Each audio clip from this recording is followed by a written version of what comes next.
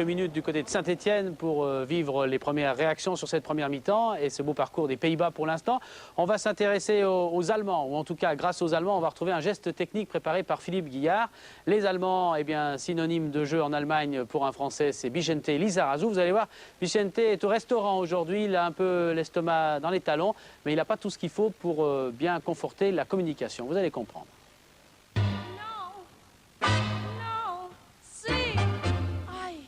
Je vais te montrer un geste technique spécifique à l'Allemagne, c'est l'apprentissage de la diététique. Ah. Là, on est en position restaurant. Hein, ça t'arrive, tu vas au restaurant, donc après l'entraînement ou après un match, et d'un seul coup, tu ouvres la carte, et là, aux surprises...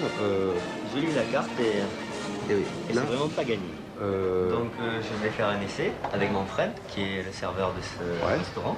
Ich möchte Salat von Grünen und weißem Spargel mit gebratenen Ostenpilzen. Voilà. Donc là, évidemment... Je verstehe nicht. Voilà. Ouais, donc là, il ne comprend rien du tout. Le fameux was. Le fameux was allemand. Voilà, le quoi. Le quoi. Donc tu attaques une deuxième chance, quoi. Deuxième chance, plat qui m'a l'air beaucoup plus facile. C'est le Kaisersalat, angebratene Filet und Lendenwürfel auf knackigen Blattsalaten mit Schnittlauchquark. Et là, tu lui demandes ça. Was? Ich verstehe nicht. Voilà. Même réponse. Et pareil, rien du tout, il comprend rien et t'as quand même faim un peu, donc tu continues. Tu fais le... Surtout que je viens souvent, donc... Oui, donc normalement ils te connaissent, mais pour l'instant ils n'ont pas encore réussi à te servir un seul plat, donc ils savent pas ce que tu aimes. Tu te dis qu'il te reste quand même une chance de prendre un dessert et tu attaques par... Alors je vais prendre ich möchte Käfer Teller, ausgemachte Pralinen, Schokolade den Früchte und Tegeback. Ah oui, donc normalement ça c'est quand même... C'est jouable. Et... Was? Ich verstehe. En ce qui a des problèmes de poids surtout, venez en Allemagne. Voilà, allez dans les restaurants et commandez des plats. Voilà. Qui sont sur la carte. Et vous êtes sûr de jamais manger. Voilà. Ouais, il avait l'air sympa le serveur, mais un petit peu obtus quand même, hein, vas. En tout cas, il y en a un qui peut gagner gros et qui pourrait s'offrir le restaurant dans quelques semaines. Eh bien, c'est le buteur le plus rapide du mondial pour l'instant, Benitez, qui a marqué le plus rapide de ses buts, 8e but le plus rapide de l'histoire de la Coupe du Monde. C'était contre le Nigeria. Eh bien, ce but, s'il reste comme ça le plus rapide, Benitez aura droit le 12 juillet à une montre suisse en or. Vous allez avoir droit tout de suite sur les écrans, les détails du programme qui vous attend sur la suite de cet après-midi et la soirée de jeudi sur Canal.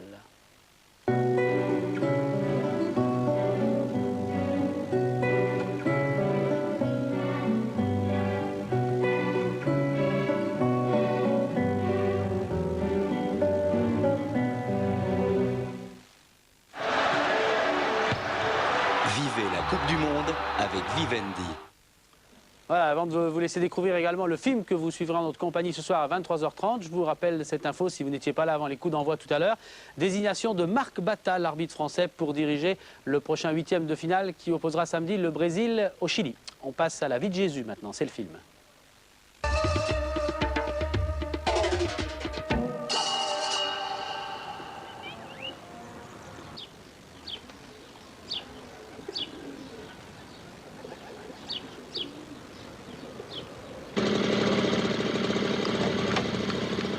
Putain, il y a le pognoul qui est là.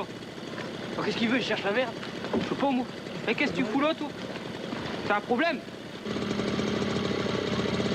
Putain, sale pognoul, ramène ta gueule ici, moi. Putain, je vais défoncer sa sale gueule. Dans la vie de Fred, il y a les virées entre potes, les meubles trafiqués, les heures passées au café, la copine du supermarché. Mais tout ça, ça fait pas une vie. C'est pas la peine de me draguer. T'as pas d'espoir à avoir avec moi. J'ai rien fait, Frédéric. T'as dragué, c'est ça? Je t'aime. Ça, c'est l'arabe. Jeudi 25, Bruno Dumont plante sa caméra là où ça fait mal. La vie de Jésus, prix Jean Vigo et mention spéciale de la caméra d'or à Cannes, jeudi 25, 23h30.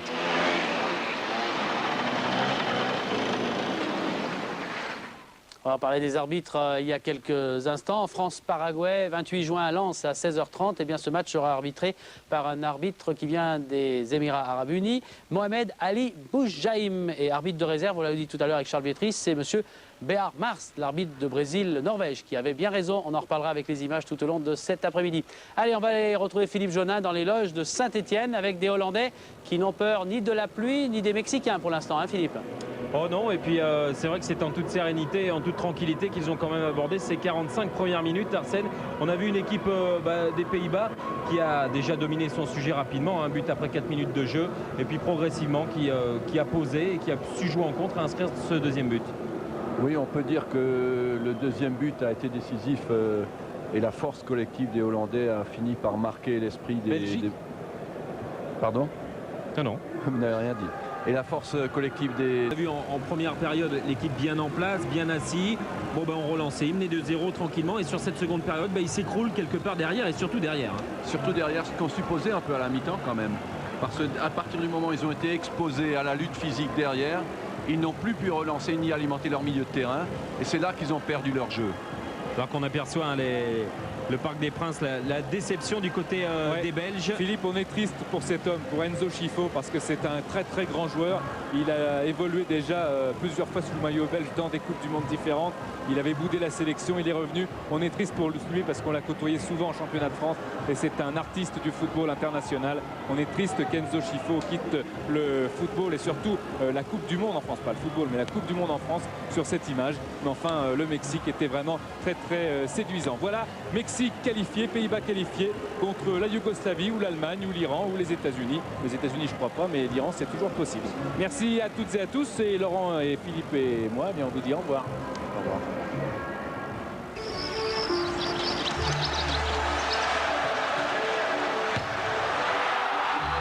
Vivez la Coupe du Monde avec Vivendi.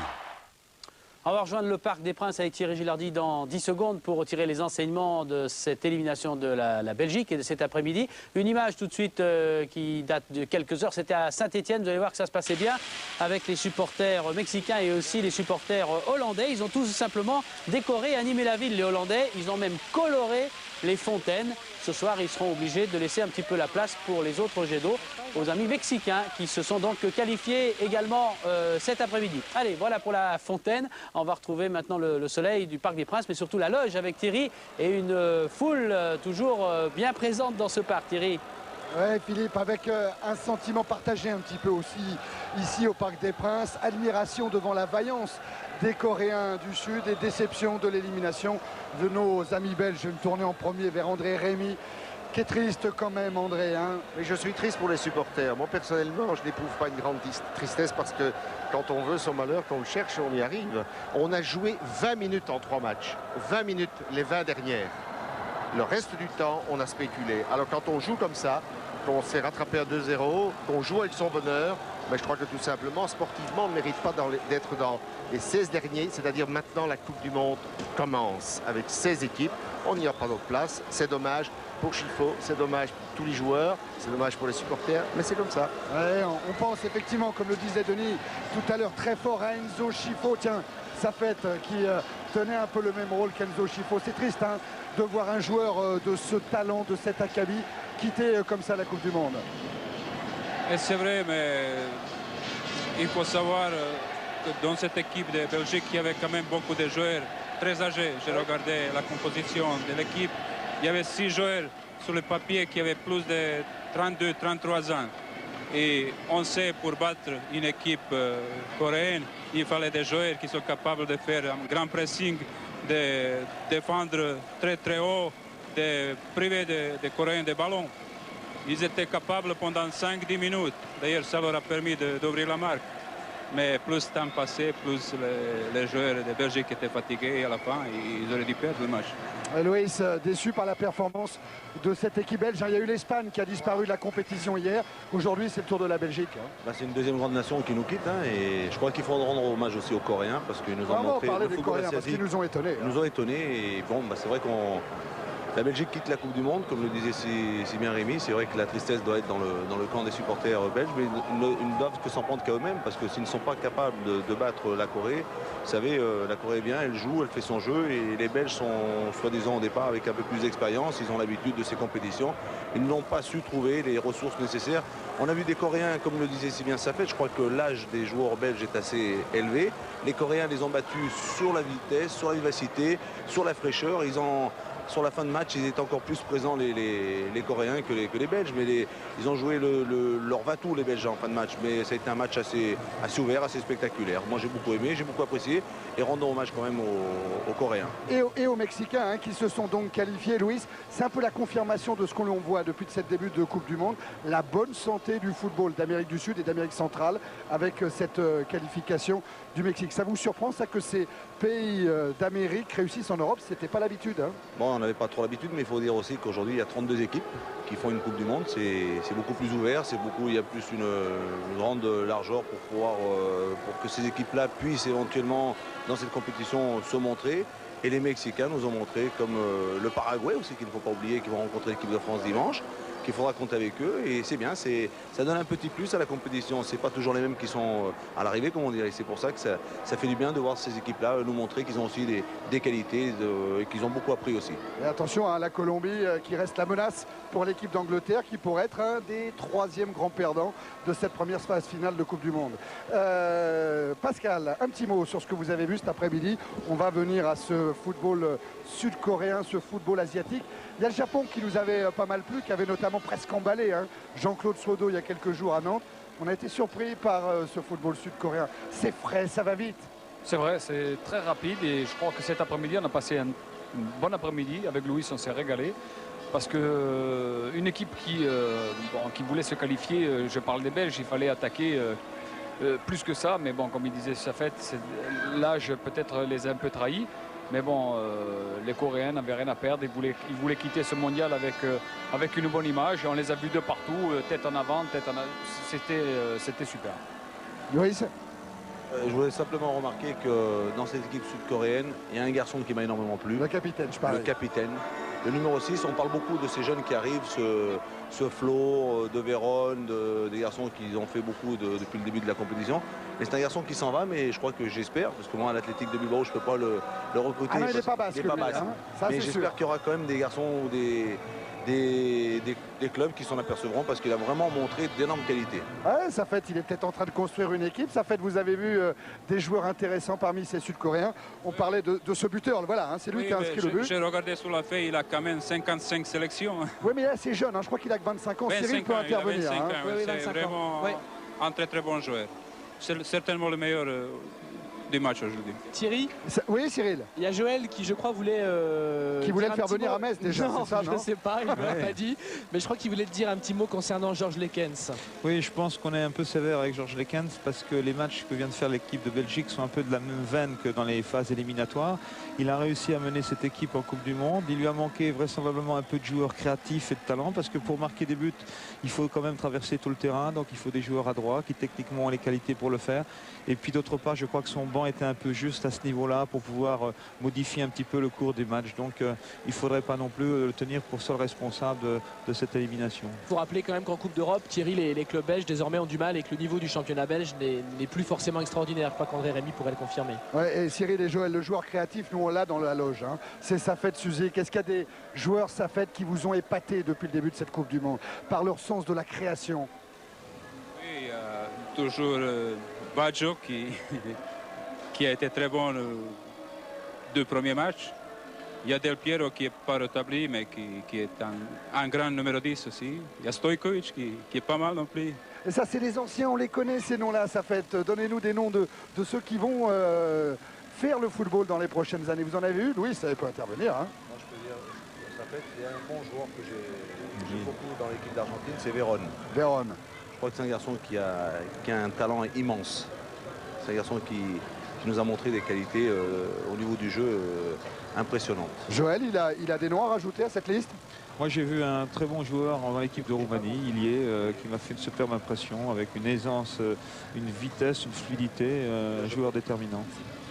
Oui, il y est, il ne faut pas l'oublier. Alors ce football asiatique, vous le caractériserez comment? Qu'est-ce qui lui manque? Je crois que Joël a pas mal insisté dans le commentaire sur le côté naïveté, manque d'expérience, de maturité. Il n'y a que ça qui leur fera franchir un palier?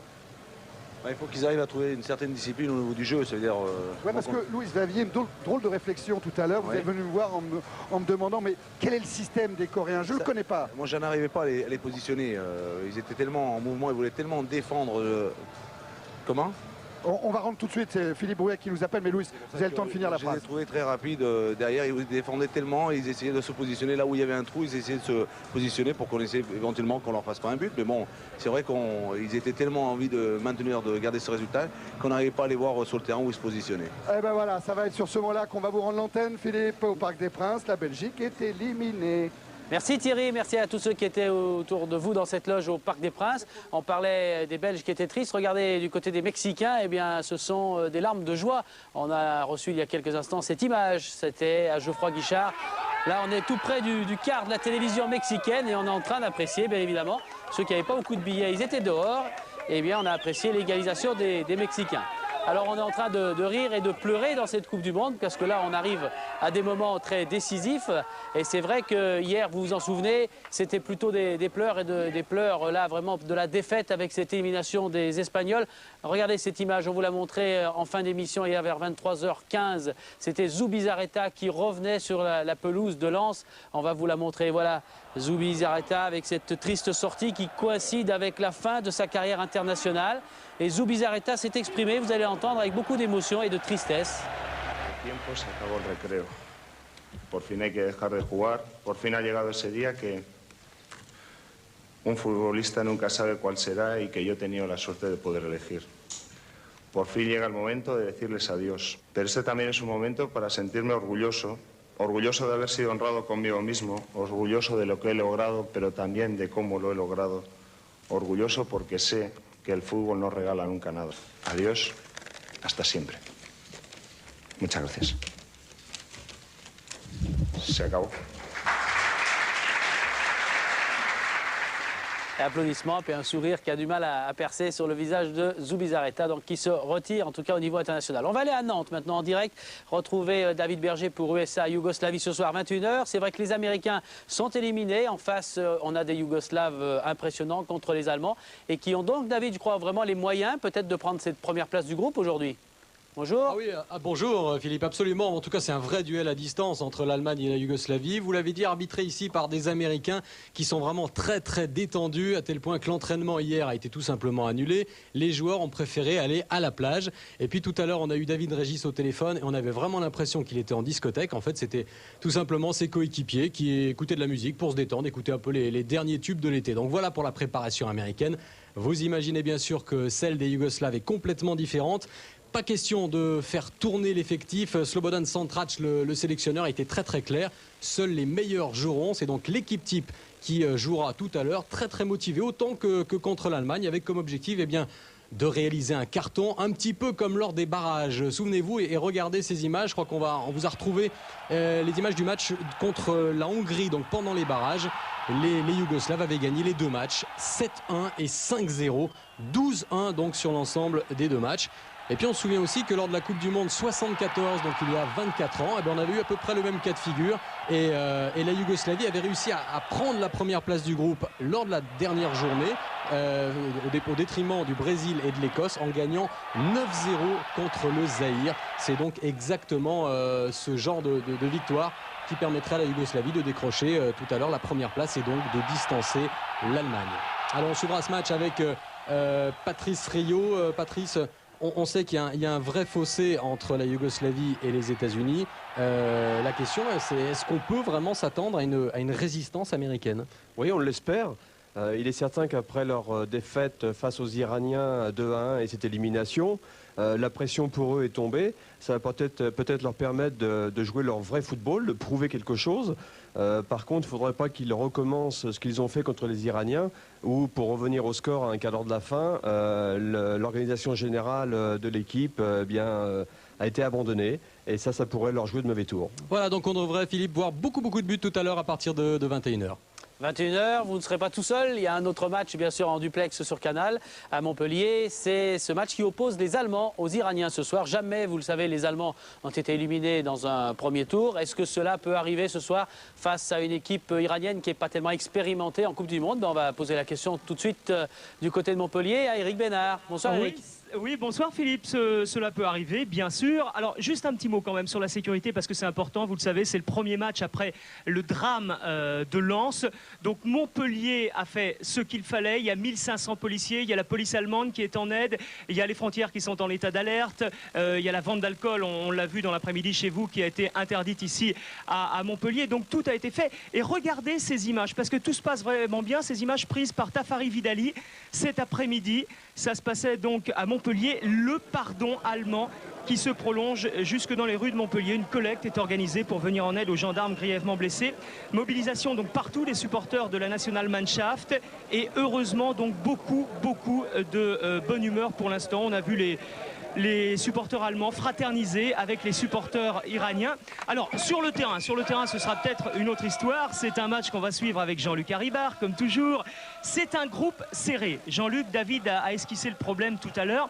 L'Allemagne a 4 points, la Yougoslavie a 4 points, l'Iran a 3 points, donc Philippe le soulignait, l'Iran peut très bien se qualifier, et l'Allemagne, comme la Yougoslavie, a intérêt à marquer le plus de buts possible. Pourquoi? Parce que l'Allemagne a intérêt, bon, d'abord à gagner pour se qualifier, et puis ensuite à terminer première pour affronter le Mexique et non pas les Pays-Bas. Exact, Eric. L'Allemagne doit gagner le plus largement possible et avec la manière pour se rassurer sur ses forces et sur la qualité de son jeu collectif. Et je dirais aussi pour inspirer à nouveau de la crainte à ses futurs adversaires. C'est aussi pour Bertie Fox la dernière occasion, le dernier test à risque pour dégager son 11 idéal. L'Iran, pas vraiment de risque, parce que l'Iran, elle a fait l'essentiel, c'était contre les États-Unis, le reste, c'est du bonus, non? Exact, ils ont perdu de justesse contre les Yougoslaves en faisant un très bon match, et surtout, ils ont battu leur ennemi, c'est-à-dire les Américains. Ouais. Donc ce soir, ils vont jouer, ils n'ont rien à perdre ce soir, et à mon avis, ils rêvent sans complexe d'un nouvel exploit historique. Donc attention pour les Allemands, pour répondre à la question de Philippe. Philippe, vous savez également qu'il y a 3 joueurs dans cette équipe d'Iran qui jouent en Bundesliga, qui jouent en Allemagne, et Jean-Luc, ces 3 joueurs, ils seront peut-être la clé de ce match ce soir. On va voir tout ça avec un reportage qui est signé Thomas Guichard. Difficile pour les joueurs iraniens de parcourir les 100 mètres qui séparent le château de Montbarnier à Issingeau de leur stade d'entraînement. Pour 3 d'entre eux, vénérés, photographiés, touchés, la tâche est même encore plus ardue. Eux, ce sont Ali Daei, Karim Bagheri et Kodadad Azizi, le trio vedette de la sélection qui a plus de mal à dribbler ses supporters que les défenses allemandes. Car les 3 attaquants de Bielefeld et Cologne foulent les pelouses de la Bundesliga, un championnat apparemment de prédilection pour les joueurs de Jalal Talebi. Especially for a player like from Asia or from Africa, it's a great wish and desire to play in Germany. They still can learn from the German football. What I've seen now in the tournament and also in training from the Iranian guys was very good, because they have a lot of sophisticated players, talented players. And I'm very sure that we will have in the near future some guys more from Iran playing in Germany. En effet, Madavikia et Mansourian ont déjà des contacts avec Dortmund et Hambourg. Alors que les joueurs de Bertie Vox se méfient, l'expérience des Bagheri, Daei et Azizi, qui côtoient les internationaux de la Mannschaft tout au long de l'année, peut aider la sélection iranienne à se préparer pour le choc de ce soir.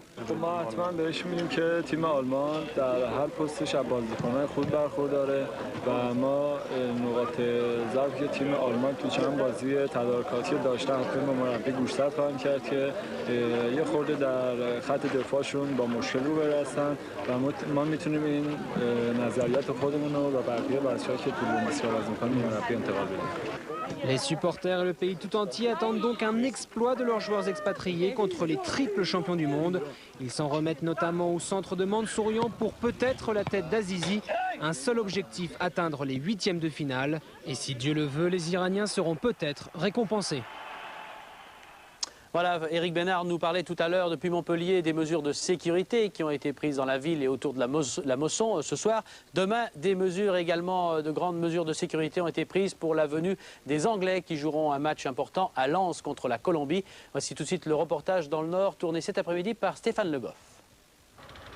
Tout comme à Marseille et Toulouse, Lens est déjà sous haute surveillance à la veille du match Angleterre-Colombie. 1200 policiers, CRS et gendarmes ont été mobilisés pour assurer la sécurité autour de ce match. À partir de demain 8h, interdiction totale pendant 24 heures de vendre ou de consommer de l'alcool à Lens ainsi qu'à Calais. Des mesures exceptionnelles justifiées selon les Lensois, toujours sous le choc des événements de dimanche dernier. Ce qui est important, c'est qu'au niveau de la Coupe du Monde, tout se passe au mieux et que ce genre d'incident ne se répète plus. Donc si ce genre de mesures s'avère nécessaire, ben faisons-le, pas de problème. Et visiblement, même avis du côté des professionnels. On ne prend pas de risque, c'est tout. Moi j'ai ouvert avec les Allemands, j'ai vu ce que ça donnait, que les Anglais sont encore pires, c'est pas volable. Pourtant, il y a un manque à gagner, mais enfin on est obligé de faire ça, parce qu'autrement on ne s'en sortira pas. Parce qu'une fois qu'ils sont rentrés, c'est bien, mais après il faut les faire sortir. Ça c'est autre chose.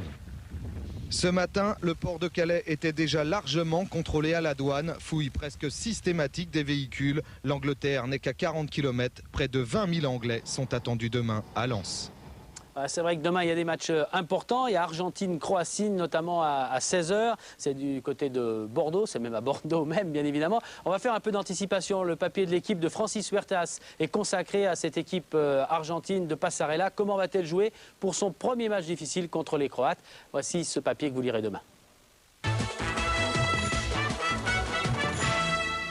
Pour réclamer du beau jeu, le légendaire Alfredo Di Stefano disait toujours « le ballon est en cuir ». Le cuir vient de la vache mange de l'herbe, donc laissons le ballon sur l'herbe. Ça veut dire jouons en ras de terre, essayons de créer. La sélection d'Argentine a bien joué contre la Jamaïque. On se demande maintenant comment elle va jouer demain contre la Croatie. Si ça va être une équipe prudente ou si ça va être au contraire une équipe audacieuse, celle qu'aimerait bien voir Alfredo Di Stefano. Alors il y a deux possibilités, soit on trouve Gaillard au milieu du terrain, soit il n'est pas là. S'il est là, ça voudra dire que Passarella a opté pour un schéma audacieux. S'il n'est pas là, ça veut dire qu'il mise plutôt sur la prudence. C'est très intéressant parce que ça va nous laisser deviner quel sera le profil de cette équipe d'Argentine à partir de maintenant, donc contre des grandes équipes. Si ce sera une équipe audacieuse ou si ce sera une équipe plutôt prudente. L'un des autres aspects intéressants de ce match sera aussi de voir comment se comportent Batistuta et Ortega face à des adversaires beaucoup plus dangereux que les Jamaïcains ou que les Japonais. Et puis aussi, on va voir comment se comporte la défense avec Sensini absent. Sensini souffre d'un claquage à la cuisse gauche, il n'est pas là, il ne jouera peut-être plus dans cette Coupe du Monde. On va voir comment se comportera la défense argentine sans lui. Voilà ce que je vais raconter demain dans mon papier pour l'équipe.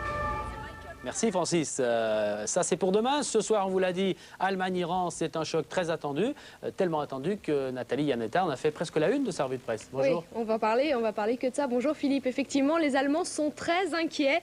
Regardez ce que titre le Bild. Il faut absolument éviter le tirage au sort. Le tabloïd allemand explique bien en effet que si l'Allemagne gagne 1-0 contre l'Iran et que dans le même temps la Yougoslavie bat les États-Unis 2-0, eh bien il y aura à ce moment-là égalité parfaite entre les deux équipes au niveau des points et au niveau de la différence de but. Et donc forcément, il faudra tirer au sort le qualifié, de quoi jouer avec les nerfs de Berti Fuchs, qui sont déjà très en boule. En tout cas, les Allemands, qui n'ont absolument pas l'intention de capituler lors de ce premier tour, ils comptent sur un homme et son expérience. C'est évidemment Lothar Matthäus, qui en est à sa 5e Coupe du Monde. Il est au centre des débats pour Bild, et évidemment au centre du terrain également, avec ses 37 ans et ses 126 sélections. Eh bien, il va être d'un soutien psychologique incontestable pour le jeune Jens Jeremies, qui lui, du haut de ses 25 ans, eh bien, pourrait être la révélation allemande de cette Coupe du Monde. La presse allemande parle beaucoup des anciens, on vient de le voir avec Lothar Matthäus. Elle parle évidemment également d'Andreas Köpke, le gardien de l'Olympique de Marseille. Il a annoncé sa retraite internationale après la Coupe du Monde. Et dans le Welt, eh bien, vous voyez, il fait preuve de franche camaraderie avec les deux autres gardiens de la Mannschaft, Kahn et Lehmann, puisqu'il déclare qu'il ne veut pas les faire languir et souffrir plus longtemps. Je trouve que c'est un joli esprit pour ce Marseillais d'adoption. Et puis évidemment, on ne peut pas ne pas parler de Jürgen Klinsmann. Figurez-vous qu'il sera honoré tout à l'heure par les Iraniens, Philippe, parce que ces Iraniens-là se souviennent qu'en 90, en plein mondialet italien, eh bien Klinsmann avait adressé un message de solidarité, alors que l'Iran, cette année-là, était frappé d'un tremblement de terre qui a quand même fait 50 000 morts, Philippe. Alors sur le terrain, on sait que les Iraniens n'ont que 6 matchs en Coupe du Monde. Est-ce qu'ils font des complexes pour autant? Non, ça je vous confirme que non. Avec l'aide de Dieu, l'aide d'Allah, ils comptent bien battre les hommes de Berti Fuchs. Et pour le Bild, ces joueurs iraniens, eh bien ils comptent sur cette victoire pour devenir tout simplement immortels, qui sont déjà des héros à Téhéran après leur étonnant match contre les États-Unis. En plus, ils sont 3, on l'a vu avec le reportage de Thomas Guichard, 3 dans ces rangs iraniens qui connaissent très bien les défenses allemandes et qui savent qu'on peut leur marquer des buts. C'est Ali Dei, Bagheri et Azizi qui évoluent dans la Bundesliga et qui connaissent donc parfaitement cette mentalité allemande. Alors à Téhéran, on se prépare à faire la fête, Philippe. À Berlin et ailleurs, je pense que les heures qui vont venir vont devenir de plus en plus angoissantes. Et nous, on se dit à demain.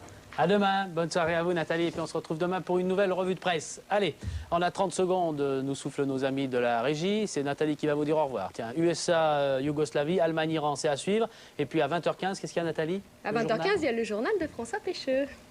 Salut à tous, bonne soirée. À demain Nathalie, à tout à l'heure.